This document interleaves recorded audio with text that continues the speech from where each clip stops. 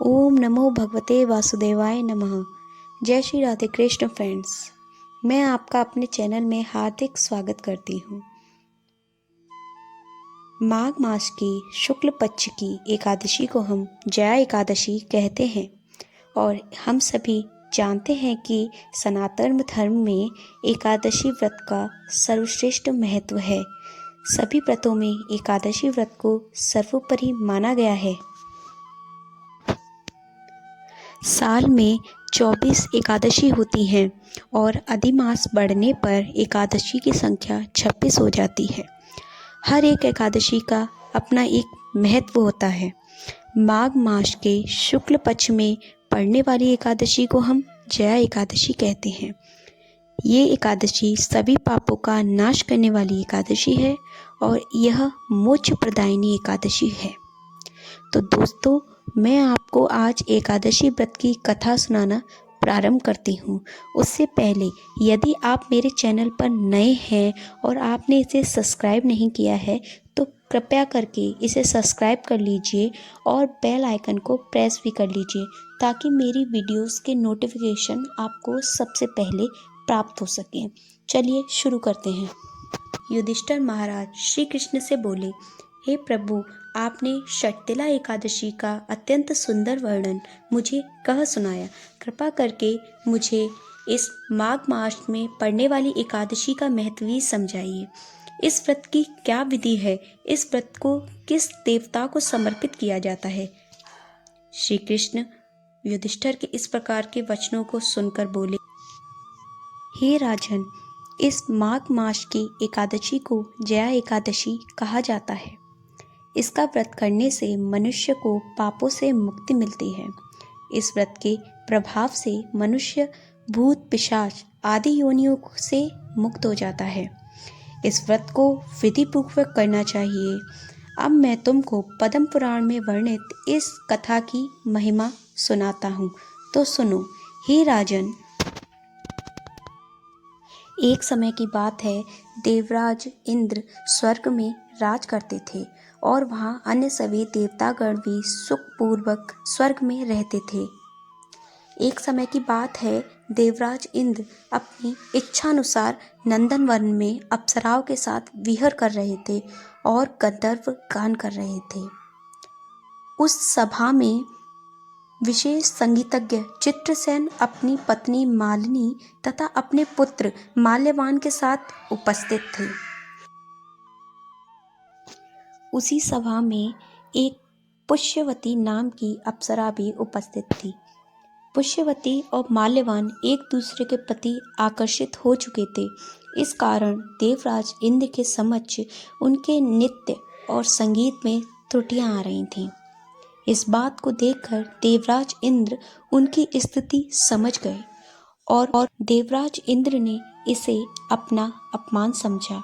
क्रोधपूर्वक स्वर में देवराज इंद्र ने कहा, हे मूर्खों, तुम दोनों मुझे प्रसन्न करने का आडंबर कर रहे हो, लेकिन वास्तव में तुम दोनों की एक दूसरे के प्रति आसक्ति मुझे स्पष्ट रूप से दिख रही है।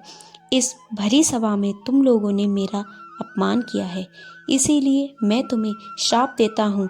इसी क्षण तुम लोग पिशाच योनि धारण करके के मृत्यु लोक में जा पहुँचो और अपने पाप कर्मों का फल भुगतो। इंद्र के इस प्रकार के वचन सुनकर माल्यवान और पुष्यवती लज्जित हो गए और उसी क्षण वे दोनों नंदनवन से पिशाच योनि धारण कर मृत्युलोक में हिमालय के शिखर पर पहुंच गए। हिमालय के शिखरों पर पहुंचते ही उनके स्वाद, गंध, स्पर्श आदि सभी संवेदनाएं लुप्त हो गईं। उस स्थान पर चारों ओर बर्फ ही बर्फ जमी हुई थी।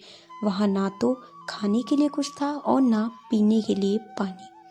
ठंड के कारण पिशाचों के दांत कटक रहे थे।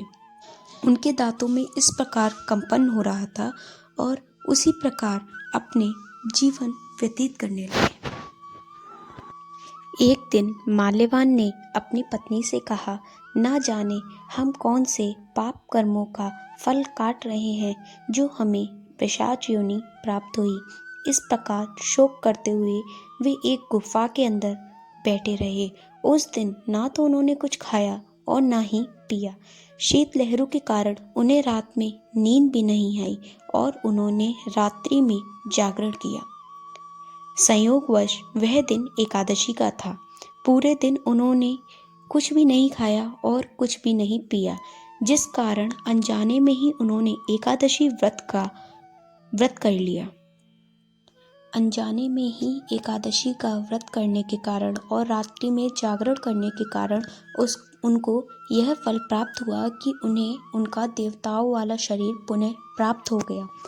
यह देखकर आसमान से पुष्पों की वर्षा होने लगी और तभी एक दिव्य विमान आया और उन्हें बैठाकर नंदनवन वापस ले गया। इंद्र ने उन्हें देखा तो उन्हें आश्चर्य हुआ।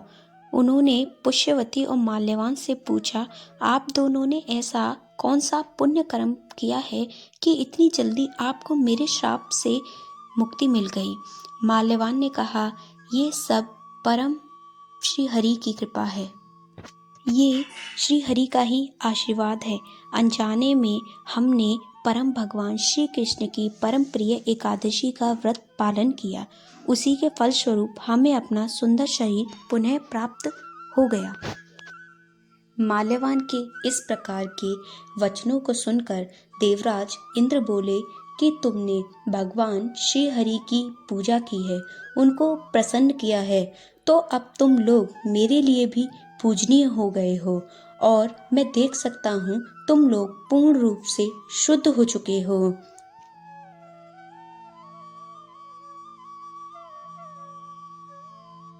इस कथा का समापन करते हुए श्री कृष्ण ने कहा, हे युधिष्ठिर, इसीलिए प्रत्येक मनुष्य को इस भैमी एकादशी का निष्ठापूर्वक पालन करना चाहिए। इस दिन किया गया उपवास जीवात्मा को वैकुंठ की प्राप्ति कराता है। जो मनुष्य इस भैमी एकादशी की कथा का श्रवण करता है और उसका पठन पाठन करता है, उसे अग्निओष्म यज्ञ का फल प्राप्त होता है। इसी प्रकार दोस्तों, जय एकादशी की कथा का समापन होता है। यदि आपने मेरे चैनल को सब्सक्राइब नहीं किया है तो कृपया करके इसे सब्सक्राइब जरूर करें और कमेंट बॉक्स में जय श्री हरि लिखना ना भूलें।